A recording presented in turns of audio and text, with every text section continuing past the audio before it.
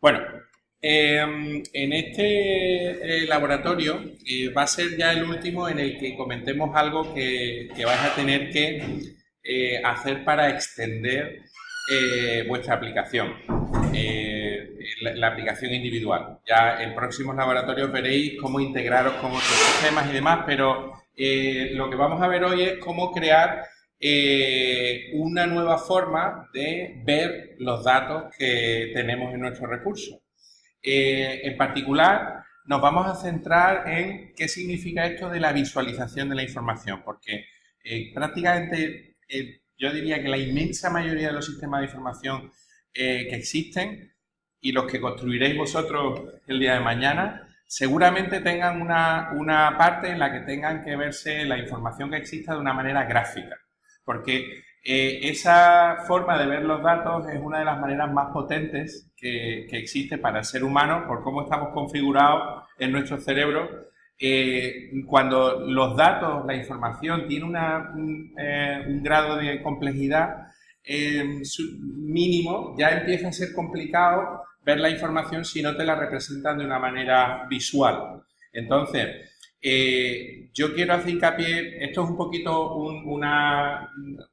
daría todo esto para una asignatura en exclusiva, la visualización de la información. Esto es simplemente una especie de aperitivo para los que, si alguno de vosotros os gusta esta temática, pues que sepáis qué cosas existen. Yo me voy a limitar en la asignatura simplemente a que hagáis una pequeña prueba de visualización, pero por lo menos que seáis conscientes de que existe un universo ahí de un montón de cosas, y si os gusta el tema de la experiencia de usuario, la interacción, dice que es un tipo de profesional que cada vez va a estar más demandado, un ingeniero informático que sea especialista en mejorar la interacción que tienen tus usuarios, la parte de la visualización es una parte fundamental que existe. Entonces, bueno, vamos a ir viendo un poquito una introducción a qué significa esto de la visualización de la información y después haremos un par de pruebas específicas con algunas bibliotecas de componentes, porque evidentemente no os voy a pedir que vosotros creéis un nuevo tipo de gráfica, sino que aprovechemos la inmensa oferta que existe de bibliotecas que podemos seleccionar para esto. Bien, lo primero que quiero hacer hincapié es que es muy importante tener la conciencia de que un gráfico tiene que transmitir la información de manera adecuada. No por el poner un gráfico, simplemente estamos dando una buena visualización de la información. O sea, la web está llena de PowerPoint, de gente que está lleno de gráficos inútiles que no te dan información, que no están bien diseñados. Entonces, esto es muy difícil de caracterizar un poco qué significa un buen gráfico. Entonces, a mí la manera que me gusta introducirlo es hablando de el gráfico, uno de los primeros gráficos que se hicieron, digamos, conceptuales en la historia, y está considerado uno de los mejores gráficos que han existido. Es bastante antiguo el gráfico, pero parece mentira cuando lo ves en perspectiva porque parece muy moderno. Y el que lo creó, pues es una referencia fundamental en la visualización.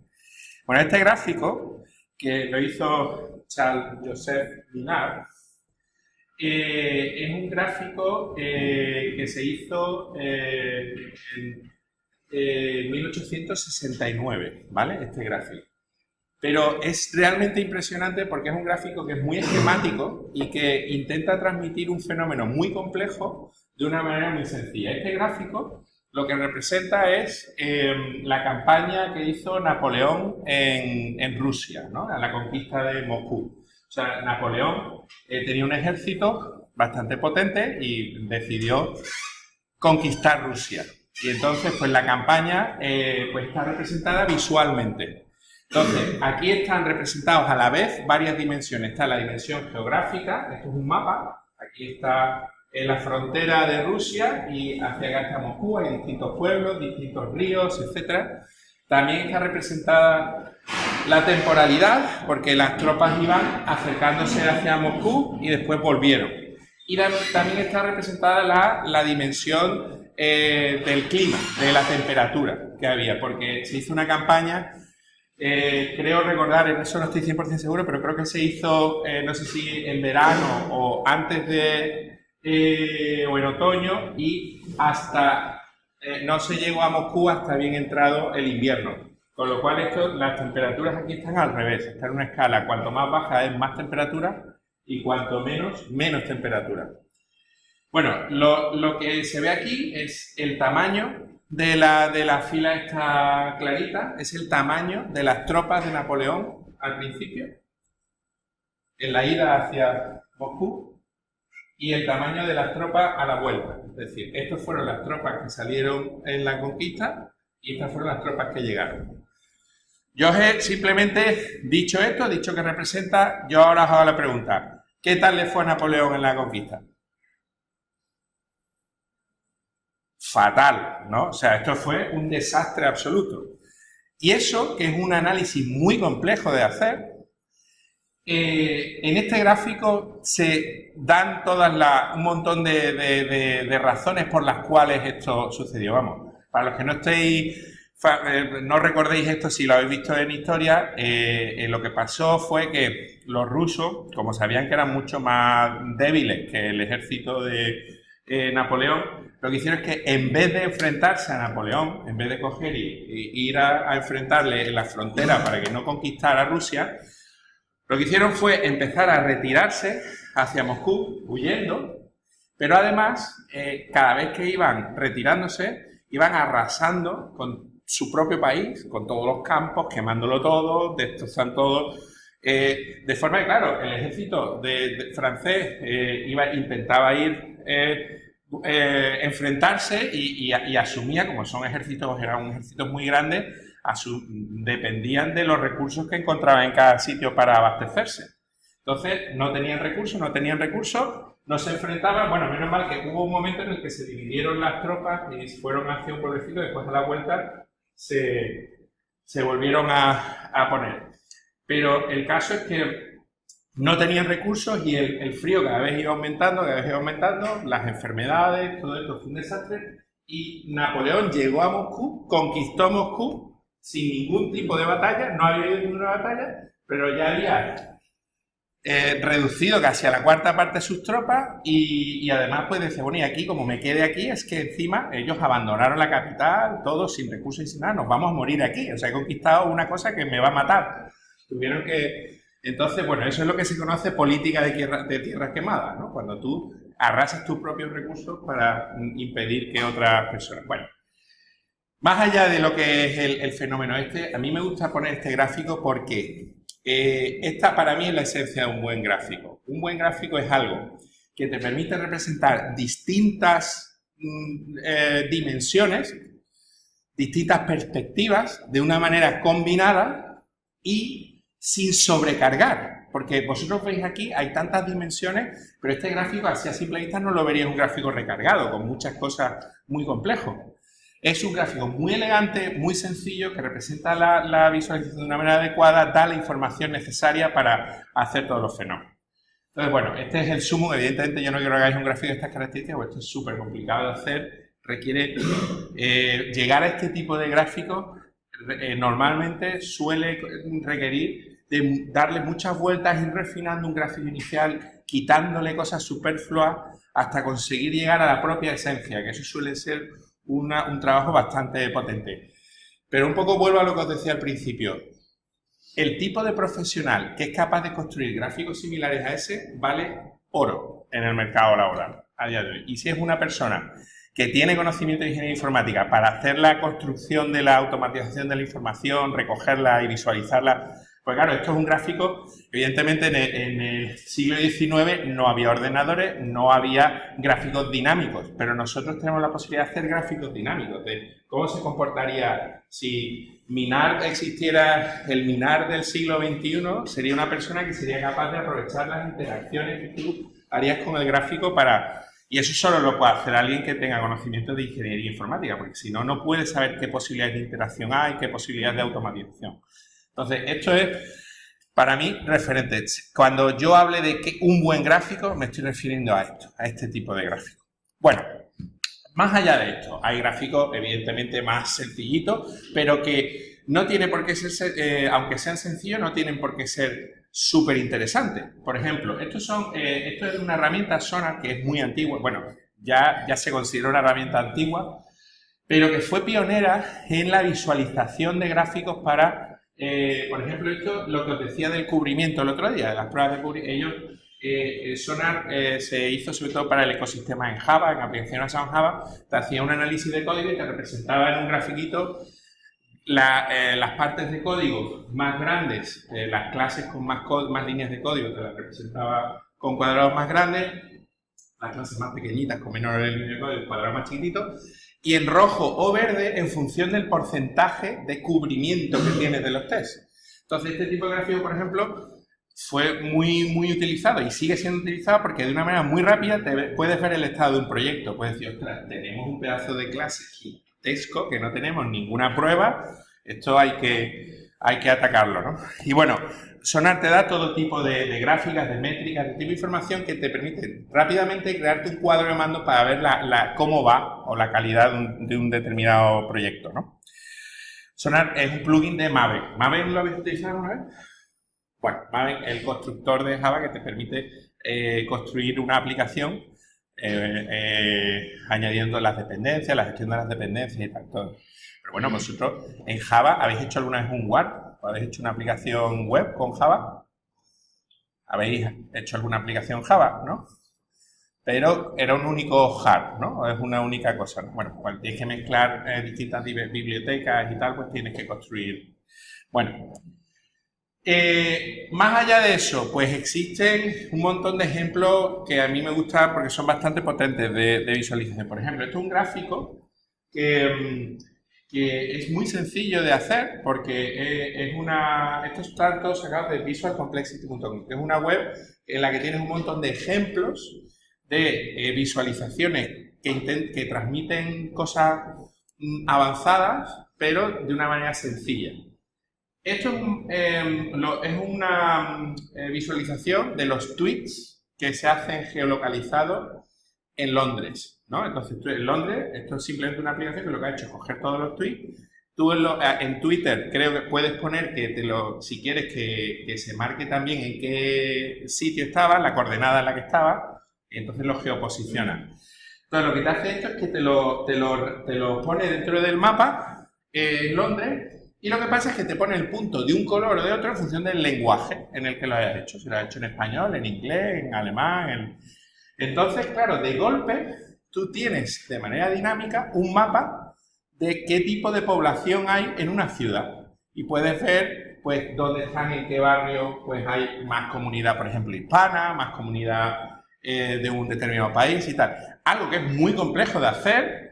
Pues de una manera sencilla, con una visualización o dos herramientas, lo tienes y además en tiempo real.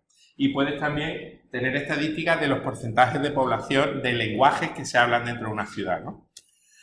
Esto, por ejemplo, también a mí me parece que es muy elegante y muy chula. Es un mapa que hicieron en su momento Nike, cuando empezaron a tener zapatillas que te medían la posición, por donde corrías y tal. Esto es Manhattan. Y lo que te hace es que te dice pues solo por dónde se corre en Manhattan, ¿no? Los sitios de Central Park y tal. Pues como veis, simplemente con otro tipo de datos tienes una dimensión completamente distinta a una ciudad y te centras, si tienes que hacer un planning de algún tipo, pues puedes tener este tipo de gráficas que aquí no hay nada de información que te sobrecargue. Vas Este es otro mapa que, por ejemplo, te dice las colaboraciones internacionales que hay en investigación. O sea, simplemente he cogido los artículos verdes, dónde son los investigadores, y bueno, lamentablemente se ve que en el mundo hay pocas, más allá de, lamentablemente casi solo hay 3 puntos donde se suele investigar. Ojalá dentro de algunos años esto evolucione. Y este último, que a mí me gusta, creo que este lo comenté, quizá el primer día, no sé si me acuerdo, no. A mí este me encanta. De hecho, hay un trabajo fin de grado que presentamos este año y lo estamos intentando hacer aquí para España, a ver si lo conseguimos. Es un gráfico súper sencillo. De hecho, voy a poneroslo os lo voy a poner en directo porque Es un gráfico de las donaciones a los partidos políticos de las empresas en Alemania. Entonces tú... ¿Sí? ¿El cómo? Pues no lo sé. Este es el gráfico y lo podéis ver en tiempo real. Es un gráfico, además, que se va actualizando automáticamente cada año porque allí en Alemania la información es pública y la puede... Pues aquí tienes todas las empresas, todos los partidos arriba y ahora puedes decir, bueno, pues este partido en particular, ¿de dónde recibe? ¿Este de dónde? Aquí. ¿Este de cuál? ¿Y esta empresa en particular a cuál? ¿Esta empresa a cuál? ¿Esta empresa...? Puedes ir por empresa o decir, bueno, de solo los superiores a 1,5 millones de euros. Bueno, pues aquí tenemos que se hizo, además te dicen qué fecha se hicieron. Por ejemplo, esta empresa hizo una donación de 1,2 millones de euros en 2006 a este partido, ¿no? Entonces, fijaros que de manera tan sencilla tienes una visión y además puedes hacer unos análisis muy rápidos de un fenómeno que no es trivial de entender. Y la verdad es que esto no es difícil de hacer. La cosa es saber que existe este tipo de gráficos, saber que existe la interacción y demás. Otro tipo, ya yendo a cosas un poco más distintas, hay herramientas también que, ya en particular dentro del ámbito del software, que hacen visualizaciones como más, digamos, experimentales, ¿no? Hay una, esto simplemente es por abriros los ojos, hay una herramienta que te coge, que se llama SolidScene, que te coge y te hace todas las dependencias del código, quién usa qué, y te implanta este mapa interactivo que tú puedes ir pinchando y vas viendo todas esas dependencias. También me parece artísticamente hasta bonito, ¿no?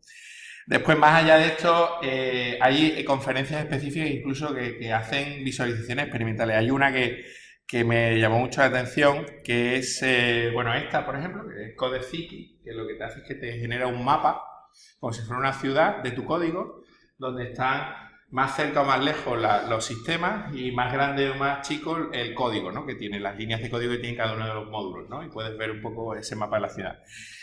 Y ya esta otra que es un poco ya, que es Code Metropolis, que lo que hace es tener un mundo de Minecraft a partir de el código. Entonces tú te generas lo mismo que antes, pero tú es un mundo en el que puedes ir navegando. Entonces tienes las distintas clases con su código. Por ejemplo, los métodos son habitaciones dentro de las dimensiones de la habitación, es las dimensiones del método, la complejidad ciclomática. Es decir, han mapeado todo lo que es la métrica sobre el código, sobre un mapa en el que tú puedes ir navegando, ¿no? En un mundo de... Bueno, esto tampoco os lo voy a pedir, ¿vale? Bueno, más allá de esto, existen un montón de gráficos, un montón de recursos, un montón de libros. Yo, hace un año, Google sacó esta página web que está muy bien, que se llama Visualization Universe, que lo que te hace es que te genera, por un lado te dice tipos de gráficas que existen, por ejemplo, la gráfica de barra, el diagrama de Gantt, histogramas. Estos son básicamente todos los tipos de gráficas que existen. No hay, yo creo que han hecho un compendio. Te dice para cada tipo de gráfica, ¿no? Por ejemplo, un boxplot. Te dice cómo de popular es, para qué sirve, o incluso ver más información que normalmente te redirigen a la Wikipedia, ¿no? Para qué se suele utilizar este tipo de gráficas y demás, ¿no? Pero de una manera muy rápida puedes ver información sobre los tipos, ¿vale? Esto es importante que, sí que es conveniente que os acostumbréis a hacerlo porque va a haber un momento en el que en el backlog os diré, cada uno de los miembros de los grupos tiene que hacer un tipo de gráfica distinto. Cuando yo diga un tipo de gráfica distinto, significa un tipo de gráfica distinto según este Visualization Universe. Entonces, si uno elige histograma, el otro tiene que elegir un pie chart. O sea, la forma de decir si algo es distinto a otro es según esto, ¿vale? Después, para los que tengáis interés, hay una lista de libros recomendados muy interesante. A ver si carga. Una lista de libros que está muy chula, que están bastante bien. Yo tengo muchos en mi lista de a ver si los leo alguna vez. Pero aquí también está la popularidad que tiene cada libro y demás. Y después una serie de herramientas de análisis. Hay de todo tipo, ¿no? Y hay un montón desde comerciales hasta de código abierto, ¿vale? Bueno, Después, para que os inspiréis, si queráis, hay un montón de cosas de visualización que podríais ver. Algunas, esas sí que os las enseñé el primer día. También quiero, si tenéis interés, esto ya no es para la asignatura, os he puesto ejemplos, como por ejemplo este de lo que serían gráficos dinámicos, ¿no? Que esto es, yo creo que es un tipo de gráfica que cada vez será más popular, ¿no? Esto es una cosa que ha hecho una persona que es muy interesante, que es cómo combinar un documental con visualización de información interactiva, ¿no? Esto es un documental sobre la Segunda Guerra Mundial, pues las bajas que hubo y tal, y es muy, muy, muy, muy interesante. Os lo dejo, no os voy a enseñar todo, pero lo interesante es que además de que tiene una forma de mostrar los gráficos muy interesantes, que de pronto, bueno, hay ciertos momentos en los que, a ver si llego al sitio, aquí, te empieza a hacer una serie de análisis, aquí, ahí, que ahora ya estoy en modo interactivo en teoría y puedo ir, pausar y ya ver de dónde vienen los datos concretamente. Entonces está integrado en la película y de pronto paras y puedes ver ese gráfico, ver más información y demás, ¿no? Esto es una pasada. Evidentemente es muy complicado hacer esto y hay que tener mucho dominio de muchas cosas, ¿no? Pero para mí esto es a lo que me refiero, que hay muchas cosas por explorar dentro de la visualización, ¿no? Interactiva. Bueno, aquí hay un montón de cosas, reflexiones, todo esto es, como digo aquí, para los que tengáis curiosidad, no para los que solo queráis limitar a probar la asignatura, podéis ignorar esta transparencia. Vale.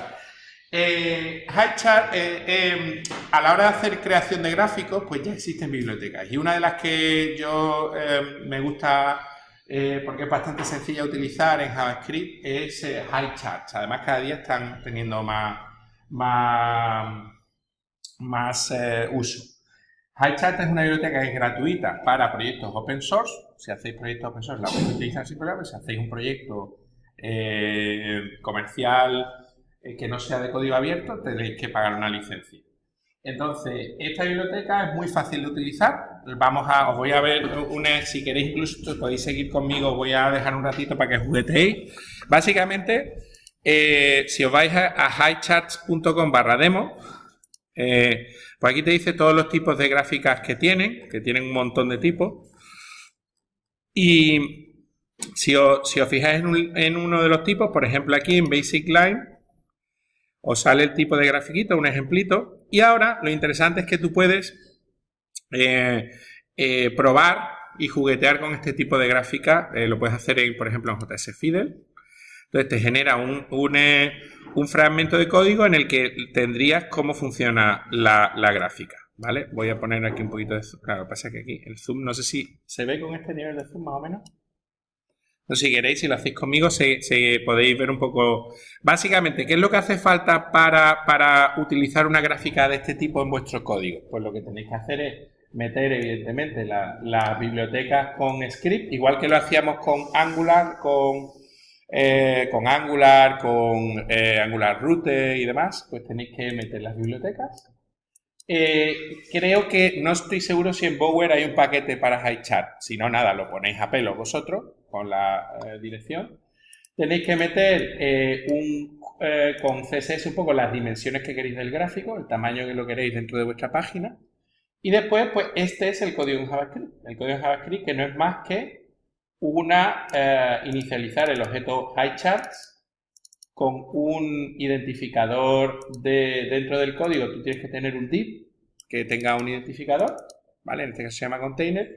Y aquí lo que dice es, quiero que generes un gráfico dentro del div que se llama container. Tan sencillo como eso. Y ya te genera este gráfico. Todo lo demás, pues todo esto son las opciones que le tienes que dar, ¿no? Voy a sacar esto para que lo veáis un poquito más en... veamos un ejemplito. Es que esto, si hago control más, a ver si... No hay manera. A ver, voy a abrir un Visual Code para que veáis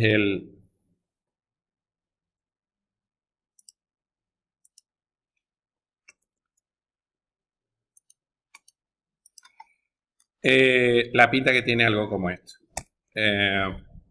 Bueno, Bueno, de hecho, un Visual Code... Bueno, sí, Visual Code. No, aquí no. Esto es un tipo JS. Vale. Vale, pues este es, por ejemplo, una forma de configurar HighChart. Lo único que le dice el título que quieres que tenga el gráfico, el subtítulo, el eje de las i, la leyenda. Evidentemente, todo esto aquí en HighCharts, que la he cerrado. Voy a volver a abrirla un momentito. Aquí en HighCharts tenéis en documentación, API Reference. Aquí tenéis exactamente todo, cada una de las cosas que se pueden meter, que es lo que puedes meter en la propiedad color axis, que puedes poner en la propiedad tal, etcétera. Todo esto está documentado.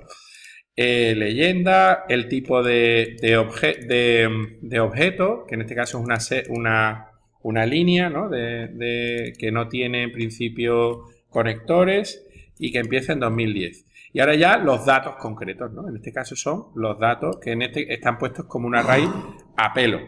Evidentemente, este array a pelo es lo que vosotros tendréis que sustituir por datos que os llegan de vuestra API. Vosotros tenéis que llamar a vuestra API. Esto es código de cliente que tendréis que tener el frontend. Lo podéis poner dentro del controlador. Podéis poner ese código y entonces cuando lleguen los datos de la API podéis renderizar directamente, ¿vale? En este caso cada uno de los datos pues tiene un nombre y después ya los datos en sí, que es un array numérico. Normalmente en función de vuestros datos tendréis que hacer algún tipo de adaptación para transformar el objeto que os llega de la API, adecuarlo a como lo pide el componente, ¿no? Por ejemplo, imaginaros que yo quiero...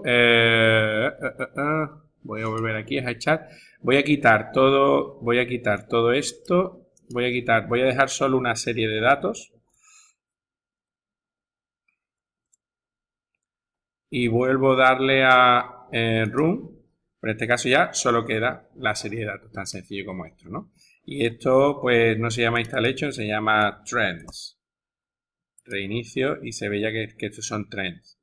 Esto le quiero cambiar el título, pues le pongo aquí el título que quiere. Bueno, esto es simplemente juguetear con las opciones. Entonces voy a dejar 5 minutitos a ver, enseñarme qué sois capaces de hacer. Juguetear un poquito con HighChart, mirar algún tipo de gráfico y avanzamos. Ser conscientes de que tal como os he puesto aquí, será obligatorio el uso de un widget de visualización. Cada uno tenéis que elegir un tipo de widget de HighChart. Y tiene que ser distinto al de los compañeros, ¿vale? Distinto al de los compañeros. Mirad, esta herramienta, lo de JS Fidel, os puede servir para hacer pruebas rápidas, ¿no? De vuestros datos. Por ejemplo, imaginaros que yo tengo... Voy a ponerlo aquí. Vamos a ver. Imaginaos que yo tengo unos datos que son...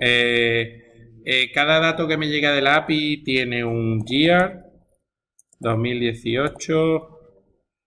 tiene un country Spain y tiene un value 1, por ejemplo.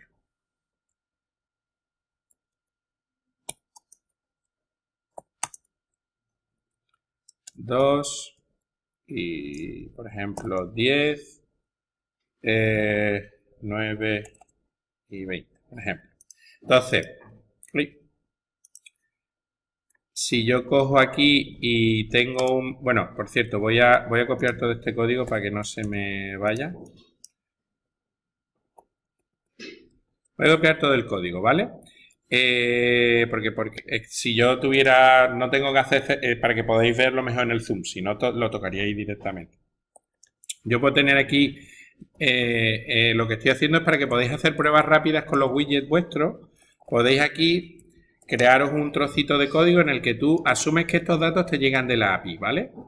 Que son la pinta que tienen los datos que generáis vosotros, ¿no? Y entonces aquí pues podéis intentar hacer ya una adaptación. A ver, si yo aquí, por ejemplo, yo tengo los datos son solo numéricos, pues yo necesitaría quedarme solo con los val. Entonces, ¿cómo sería el chart data? Pues sería un data punto. ¿Existe alguna forma de transformar un array en otro array? ¿Algún iterador que nos permitía transformar los datos de un array en otro tipo de array? JavaScript.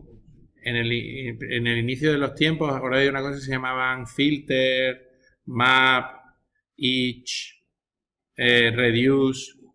¿Cuál es el que te permite transformar? Ese te permite calcular un dato. Map, ¿no? Map, ¿os acordáis que lo que hacía era que recibía cada uno de los datos? Por cierto, aquí os recomiendo que no uséis el operador flecha, que lo hagáis con una variable, si no, entonces, map que recibía un valor que es cada uno de los elementos del array, y tú lo que hacías es devolver un elemento transformado. Entonces, en este caso, new item, ¿qué sería? Pues sería igual a item.val. Entonces, de esta manera, lo que tú pondrías aquí sería ya el char data. Estoy haciendo el control S y se me va.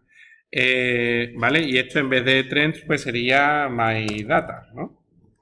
Si esto lo metéis dentro de vuestro controlador, dentro del callback, cuando recibes los datos de tu API, pues ya estarías renderizando en ese momento los datos que te llegan desde la API, ¿no? Si yo esto lo copio y lo pego dentro del gráfico, en teoría, si no me he equivocado, pues ya sale, veis, el gráfico de los datos, de los 3 datos que me vendían desde la API. A eso es a lo que me refiero, que normalmente tendréis que transformar un poco los datos que os llegan desde la API, transformarlos a la estructura. Y lo bueno es que con este tipo de cosas pues podéis de una manera muy rápida hacer pruebas, ¿vale? Bueno, eso con respecto a HighChart, ¿vale? Recordad, tenéis que hacer un tipo de widget distinto, ¿vale? Ante la duda, si no sabéis lo que es un tipo de widget distinto, o sea, por un lado el Visualization Universe, pero si aún así no lo tenéis claro, un widget sería LineChart. O sea, si uno de vuestros compañeros usa LineChart, ya vosotros no lo podéis utilizar. Otro usa AreaChart, otro usa Column and Bar, o PyChart, etcétera, ¿vale? Los tipos de gráficos, de widgets son distintos. Tenéis que tener cada uno un tipo de widget distinto, ¿vale? Bien. Más cositas. Otra biblioteca que es muy utilizada, la biblioteca de gráficos de Google, que esa también está muy bien, son gráficos más sencillitos, pero por ejemplo a mí me gusta mucho el GeoChart, que ese es el que os voy a pedir que por favor lo utilicéis. Este GeoChart es el que te permite visualizar dentro de un mapa, ¿vale? Entonces, por ejemplo, si vais aquí a developers, tal, esto si queréis para que... Aquí, un momentito, aquí. Voy a copiar esto y os lo voy a poner... Os lo voy a poner en el backlog para que lo tengáis. A nivel de referencia podéis pinchar.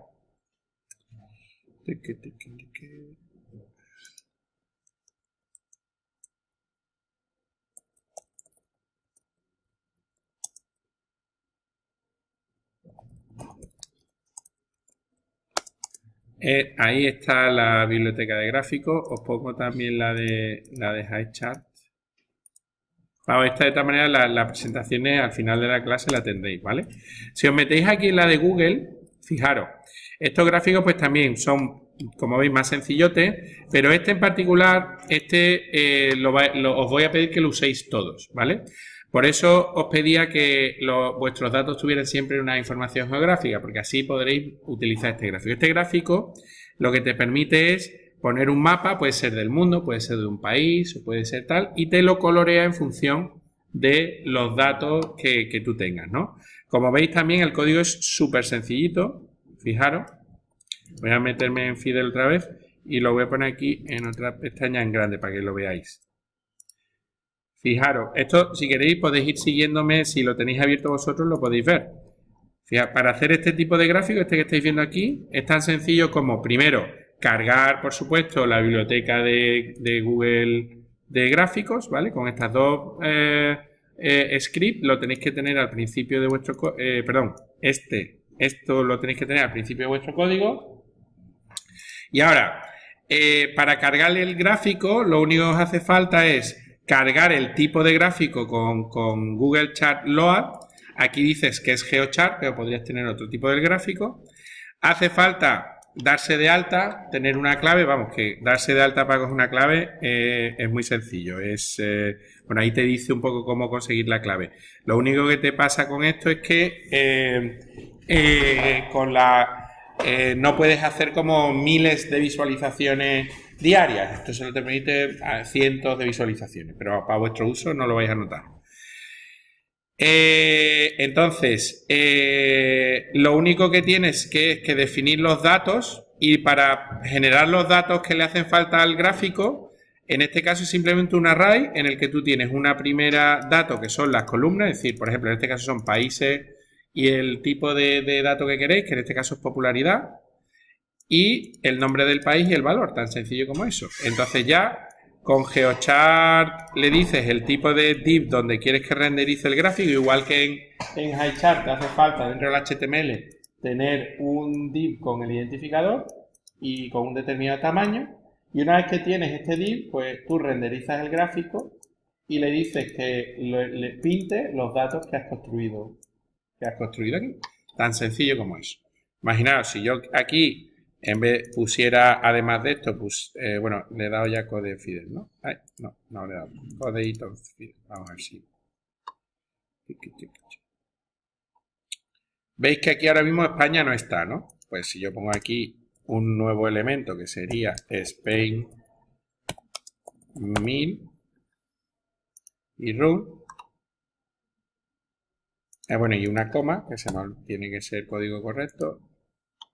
Pues ya te lo pone todo en base a, te genera la escala y te genera todos los datos relativos a eso. Lo bueno es que este gráfico no solo te permite hacer mapas, sino también por mapas de países, sino puedes hacerlo también por regiones, por provincias, por comunidades autónomas, por ciudades. Entonces, si os vais aquí, hay distintos ejemplos en GeoChart. Por ejemplo, para hacerlo por ciudades, lo único que pasa es que tú le dices que en el mapa la región es Italia. Entonces le dice, quiero que me pinte solo un mapa de Italia, y ahí dentro le das ya los nombres de las ciudades italianas. Si hace lo mismo, pero en España, pues el mapa sería de España con bolitas más grandes o más pequeñas en función de... Y lo mismo también puedes decirle incluso un tamaño específico, de regiones, por ejemplo, en toda Europa, Europa del Este, Europa del Oeste, etcétera, ¿vale? Bueno, mira, esto es nuevo, esto es con etiquetas. Es gracioso, display mode text, está gracioso. Bueno, hay distintas opciones, aquí tenéis todo el tema. Bueno, pues de nuevo os voy a pedir que uséis obligatoriamente cada uno de vosotros el GeoChart sobre vuestros datos, es decir, que pintéis los datos con el GeoChart de una manera. Entonces, todo esto, cuando estoy diciendo obligatoriamente, es ya para el entregable, para el último entregable, que se entrega en junio, ¿vale? Ahora os comentaré un poquito el calendario. Bien. Y ahora, por último, que sepáis que existen millones de bibliotecas. Esto es una web que se dedica a, bueno, un repositorio en GitHub que lo que hacen es que van poniendo un listado de todas las bibliotecas que hay de código abierto para trabajar. Hay muchísimas bibliotecas de gráficos, ¿vale? Entonces, lo que os voy a pedir es que dentro de las Free and Open Source Library, cada uno de vosotros elijáis una biblioteca de estas, ¿vale? Y solo va a haber, máximo, lo podéis utilizar, evidentemente, todas las que no sean HighChart, ¿vale? Bueno, pueden ser todas las que se permitan. Vamos, si aquí las Commercial Libraries tienen una opción también de uso, vale, todas menos HighChart. Pues cada uno de vosotros tendrá que elegir una biblioteca de esa y hacer algún gráfico, el que quiera, con una biblioteca. Y eso es con respecto a la clase, ¿vale? Voy a permitir que haya 2 personas de la clase que repitan, pero como máximo solo 2 personas de SOS, ¿vale? De todo el grupo SOS pueden usar la misma biblioteca, ¿de acuerdo?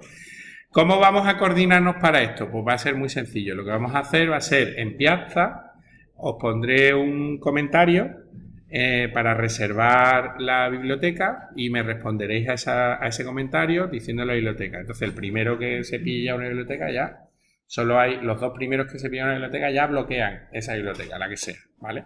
Si queréis ir analizando la que son, yo os diré que será mañana por la mañana pondré ese post y entonces pues a partir de ahí podéis... Vamos, otros años ha funcionado muy bien, porque para que veáis un poco la pinta que tiene lo que vamos a hacer.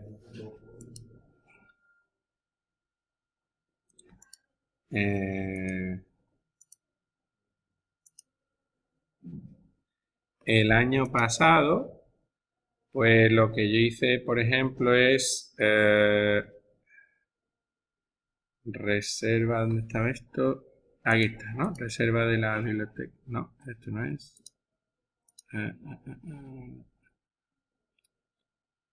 Vale.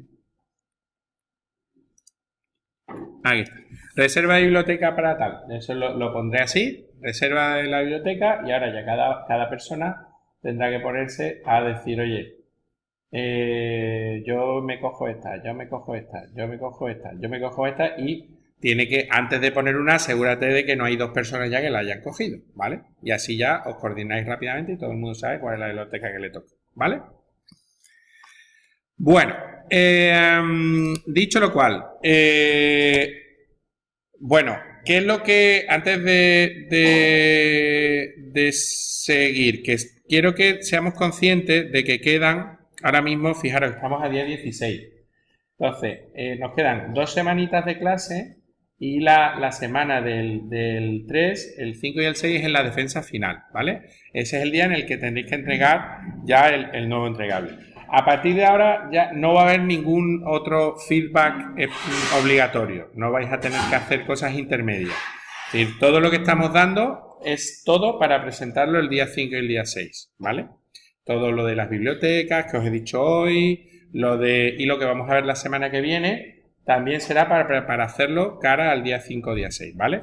Que sepáis que no va a haber más microtest, no va a haber más feedback de ningún tipo de ese.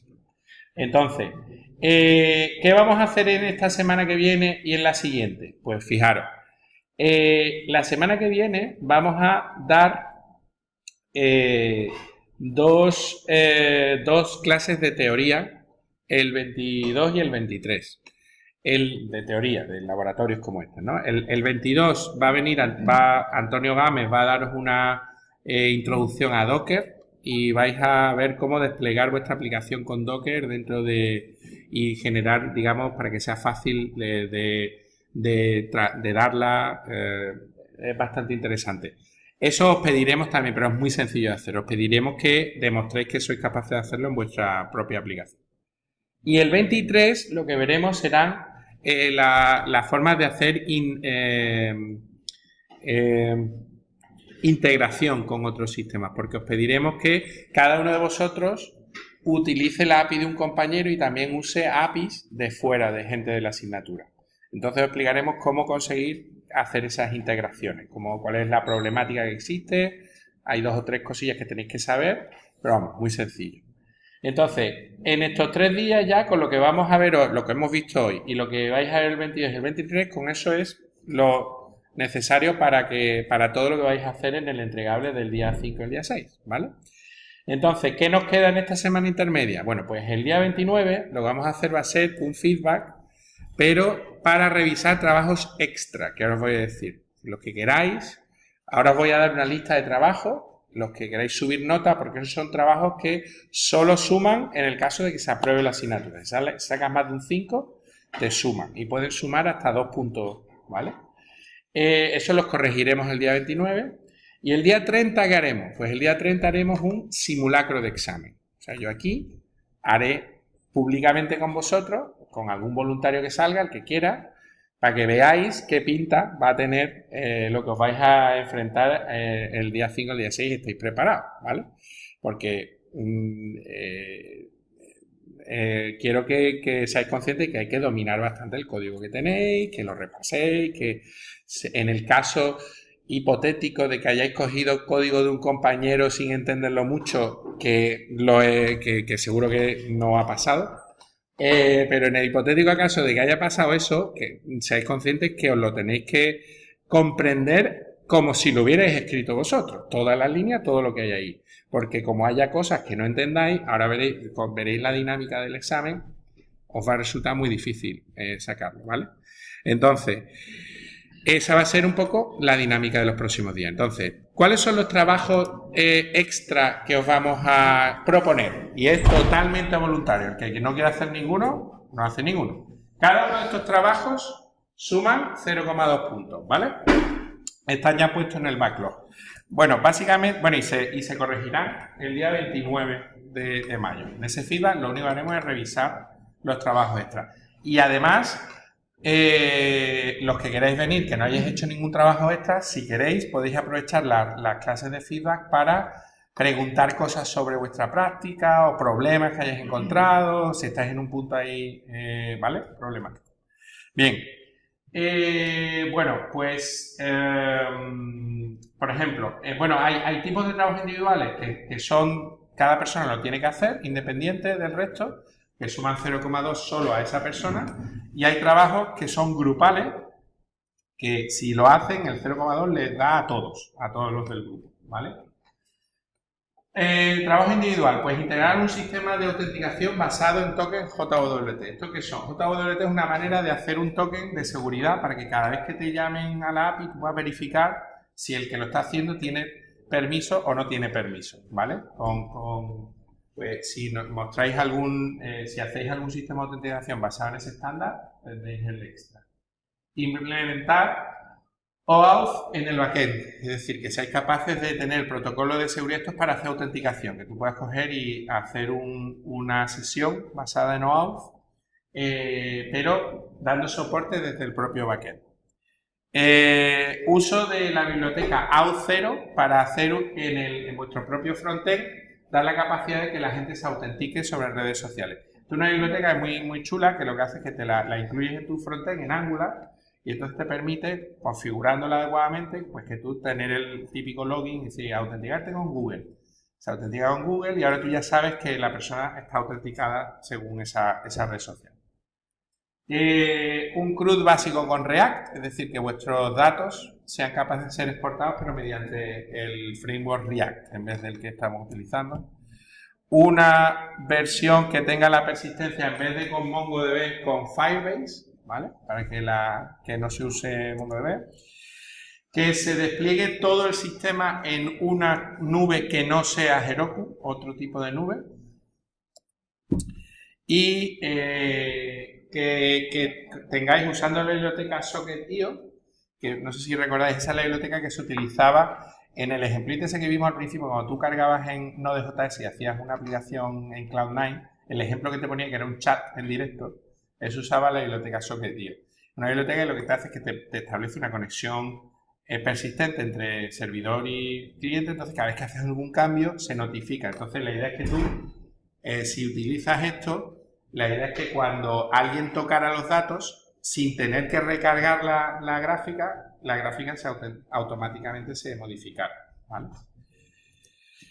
Y dejo la puerta abierta a que me digáis antes de el próximo jueves, ¿vale? Tenéis una semana para pensarlo.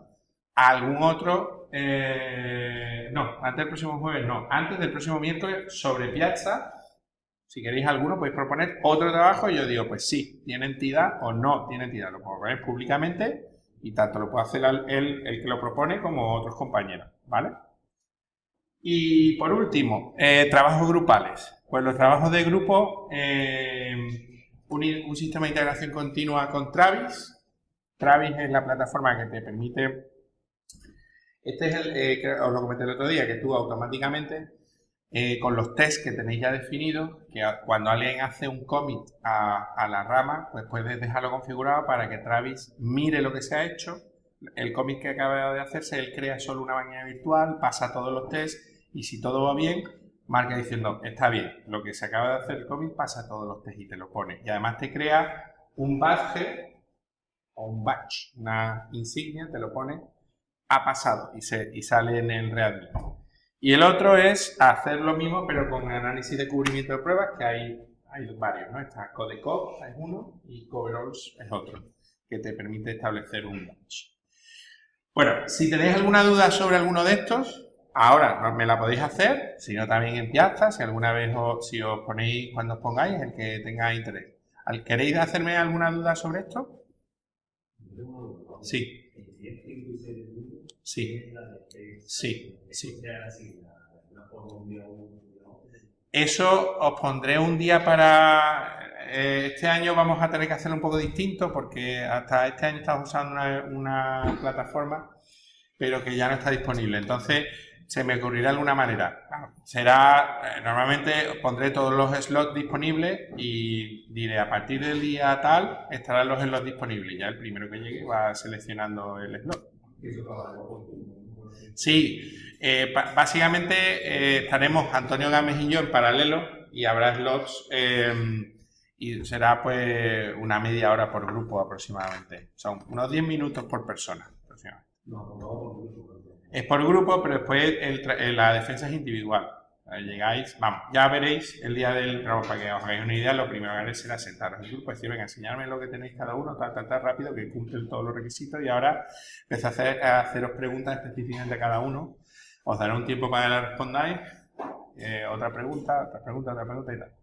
Entonces, bueno, estaréis en paralelo, cada uno individualmente, delante de vuestro ordenador, respondiendo cosas, ¿vale? Y con un cronómetro puesto. Tenéis 5 minutos para responder, 5 minutos para responder, y pasar los 5 minutos, ¿vale? No. No, vamos, os lo adelanto. Muchas preguntas van a ser del estilo de ser capaz de seguir la traza.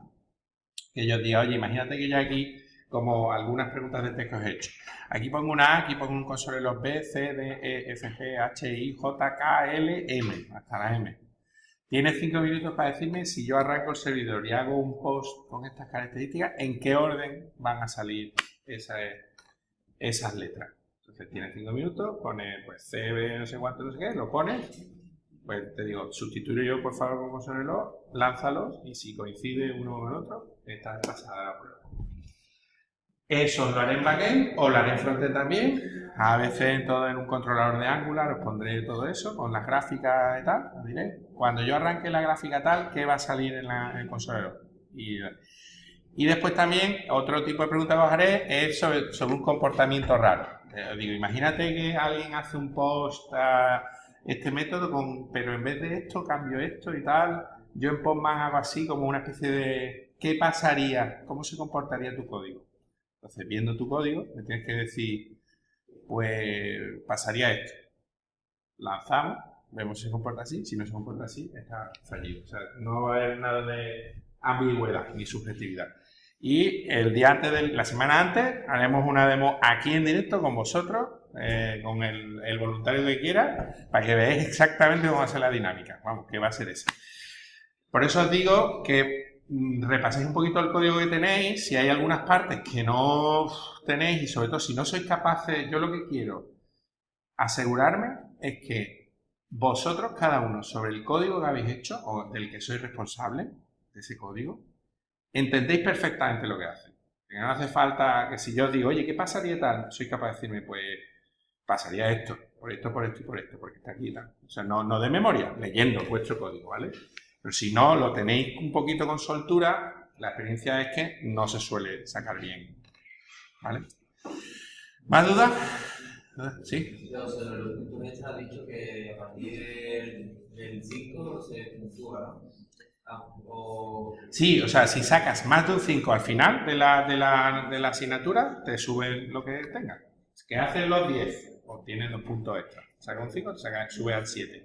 Ah, si no llega a 5 no lo subís. Si no llega a 5 no subís. Estos son extra. Sí. Pero si ya no quedan más feedback y ya no quedan más test, y nada más que quedan los 5 puntos a la defensa.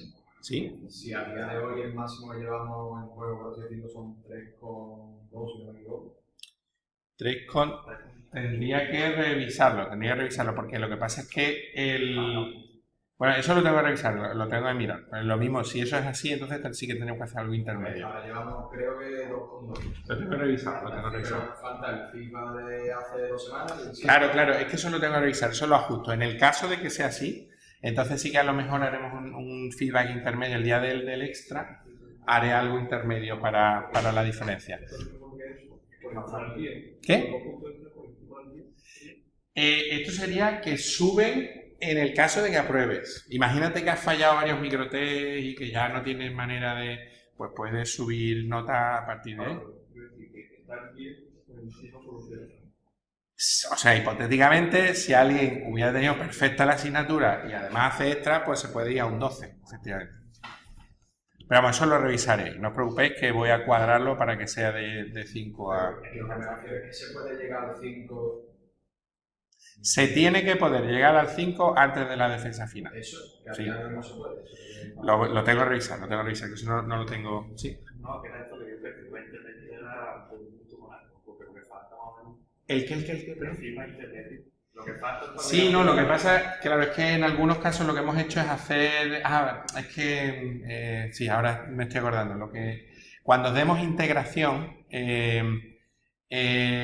habrá puntos de integración que van a ser variables en función de quién te... Eso es que lo veremos la semana que viene, pero cuando vemos la integración, lo que pasará es que vosotros tendréis que integraros con otra gente. Y entonces va a haber un premio a los que consigáis integrar. Vosotros como proveedores de servicios vais a tener que garantizar una determinada calidad de vuestro servicio y determinada tal. Entonces, en función del número de gente que os use, vais a tener unos puntos que cuentan no dentro de los extras, sino que cuentan en los normales. ¿Vale? De ahí vienen algunos de los puntos que vais a tener. Vamos, eso no os preocupéis que mañana voy a hacer el cálculo y me gustaría... bueno, y la semana que viene vais a tener a final de semana ya el entregable 3 exactamente, porque ya cuando ya sepáis todo el contenido, pues sabréis exactamente todo lo que os pido para el día 5 o 6, que vamos, básicamente es lo que tenéis, añadirle las gráficas y integraros con otra gente. Es decir, en vez de consumir vuestra API, además de consumir vuestra API, que seáis capaces de consumir API de otros compañeros, mezclar la información de alguna manera, por ejemplo, comparativamente, hacer alguna comparación, o consumir API de otros sitios. No gente de la asignatura, sino de otros sitios. ¿Vale? Entonces, realmente para la semana que viene, o sea, para el miércoles que viene no Sí. hay... Bueno, esto Es lo de Docker. El miércoles que viene, Antonio, en las 2 sesiones os va a dar una charla de Docker y os va a explicar cómo conseguir que vuestra aplicación crear un contenedor que es muy fácil de desplegar en un sitio o en otro. ¿Vale? Y eso tendréis que tenerlo para vuestra entrega final. Tenéis que demostrar que lo habéis hecho sobre vuestra API. Él lo va a hacer sobre la Contact. Y vosotros lo hacéis cada uno. Pero eso seguramente sea un trabajo grupal. No tenéis que hacerlo individualmente. En grupo lo debéis hacer. ¿Sí? ¿Más cosillas por ahí? yo con respecto a los 5 puntos que me estás hablando, Sí. no me entero muy bien, porque eso es lo que decían los compañeros, si llegamos a 3 puntos ahora mismo con la práctica de ayer, y tal, Sí. o sea, teníamos que tener un 5 antes del día 4 o 5 de junio, que es la defensa. Sí, exactamente. O sea, las cuentas son, antes del día 5, yo me voy a asegurar que tengáis la posibilidad de haber sacado un 5. Sin esto. ¿Vale? Yo eso me voy a asegurar. Creo que a día de hoy nadie estaba ya en perfecto. O sea, que ya nadie va a sacar un 5, si no me equivoco. Entonces, pero la posibilidad estaba. ¿Vale? Vamos, eso os dije el primer día, que no es ningún secreto, que lo hago así a propósito porque quiero que vengáis al día final y os presentéis al día final. Y ya después, el día de la defensa final, os jugáis el otro 5. Ese otro 5 lo jugáis con todas las preguntas que os voy a ir haciendo y habiendo hecho todas las cosas que os he dicho, habiendo hecho la gráfica, las integraciones y tal, más las preguntas. ¿Vale? Algunas de ese 5, seguramente 1 punto, 2 puntos sean de si habéis hecho las cosas que os he pedido, y desde ese 1 punto hasta los 5 puntos será en función de cómo responden a las preguntas. Entonces, también tranquilizar un poco en el caso de que seáis un desastre absoluto en las preguntas, a menos que seáis también un desastre en lo que lleváis de nota, es muy difícil que suspendáis, ¿vale? Pero bueno, está todavía la entrega última, ¿vale? Que es la... El requisito que se pide para toda la asignatura es, al final, que no Saca hay- un 5. sacar el 5, pero digo que en la entrega final no tener, por ejemplo, un 2,5 o haber pasado tal pregunta o lo que sea. No, es sumar un 5. Vale, Sumar un 5. digo, en caso de que te salgan mal las preguntas, pero si tú has estado esforzándote en la asignatura... Claro, por eso está. Sí. O sea, si tenéis un mal día, a lo mejor no sacáis el 10, pero aprobar es bastante probable que aprobéis. ¿Vale? ¿Sí? Bueno, antes ha dicho de que cuanto más personas dicen tú haces la entrega. Sí. Pero eso se refiere en puntos normales, no a puntos. En puntos normales y corrientes. Pero Porque os voy a exigir a lo que lo hagáis, o sea, si os consumen, tenéis que tener una determinada calidad, asegurar que se queda congelada una determinada versión, que están unos datos estables, que no, porque claro, los otros compañeros dependen de vuestra API. Con lo cual, tenéis que dejar bloqueado ese endpoint, aseguraros que está bloqueado y que no se cambia y tenéis que tener un canal de soporte, ya os explicaré. En Slack, dar soporte a los compañeros y si os preguntan algo sobre esta API, responder en menos de no sé cuántas horas, tal. O sea, tenéis que tener un departamento de calidad de vuestro. Entonces, por todo eso, es también un premio porque normalmente la gente elige las APIs que están mejor, que están mejor hechas, que son más estables, que no sé cuánto. Entonces, eso va a ser digamos, el reconocimiento a tu API. ¿Vale? De todas maneras, habrá una saturación, es decir, que no es cuanto más. Es decir, como máximo se pueden conseguir X puntos. Vale. Hay una saturación. ¿Más preguntitas? ¿Más cosas?